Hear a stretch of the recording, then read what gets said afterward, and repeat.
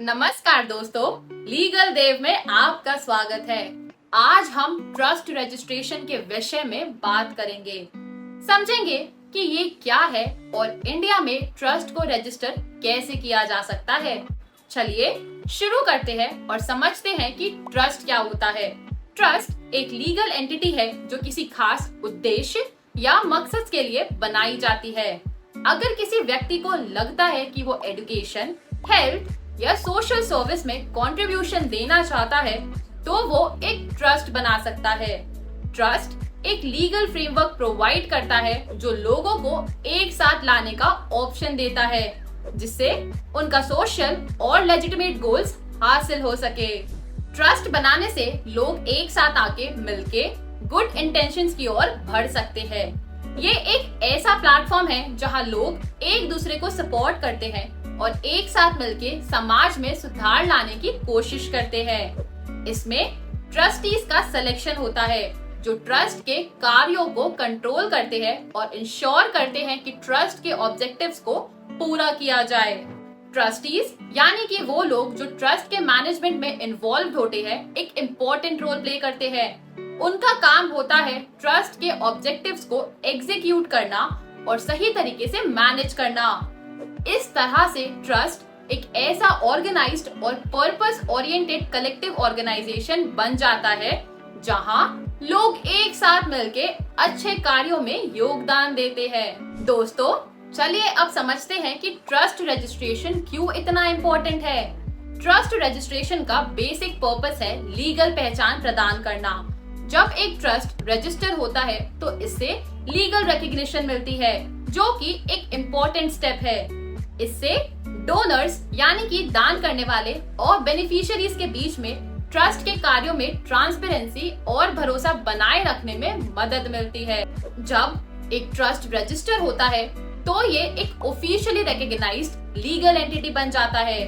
इससे ट्रस्ट के कार्यों को लेकर सरकार और अन्य कंसर्न्ड अथॉरिटीज के साथ एक सहज और क्लियर कम्युनिकेशन होता है। लीगल रिकॉग्निशन होने से ट्रस्ट अपने उद्देश्यों को पूरा करने में आसानी से सक्षम हो जाता है। बेनिफिशियरीज के लिए भी ट्रस्ट रजिस्ट्रेशन का काफी इम्पोर्टेंस है क्योंकि ये उन्हें एक सही और लीगल रूप से प्रोटेक्ट करता है। लीगल रिकॉग्निशन से उनको उनके हकों की सुरक्षा होती है और वो ट्रस्ट के द्वारा प्रदान किए जा रहे सुविधाओं का सही रूप से लाभ उठा सकते हैं। सामान्य तौर पर ट्रस्ट रजिस्ट्रेशन से सारा सिस्टम ट्रांसपेरेंट हो जाता है जिससे हर किसी को पता चलता है कि ट्रस्ट कैसे काम कर रहा है और किस तरह से फंड्स का इस्तेमाल हो रहा है। इससे ट्रस्ट के कार्यों में भरोसा बनता रहता है और लोगों के मन में ये विश्वास रहता है कि उनकी मदद सही जगह पर पहुंच रही है।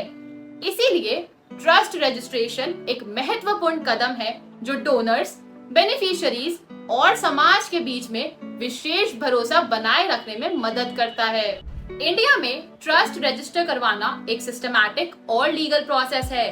सबसे पहले आपको लोकल रजिस्ट्रार के पास जाना पड़ेगा जिसमें आपका ट्रस्ट ऑपरेट करेगा।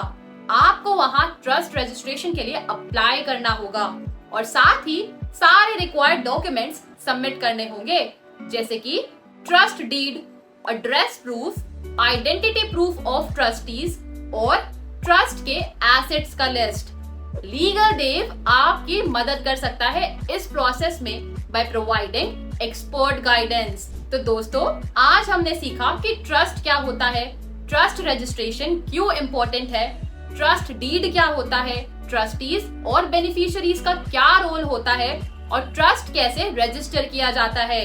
अगर आपको और जानकारी चाहिए तो डिस्क्रिप्शन में हमारे कॉन्टैक्ट डिटेल्स दिए गए हैं। और हाँ, अगर आपको ये वीडियो पसंद आया हो तो लाइक करें, शेयर करें और हमारे चैनल को सब्सक्राइब करें।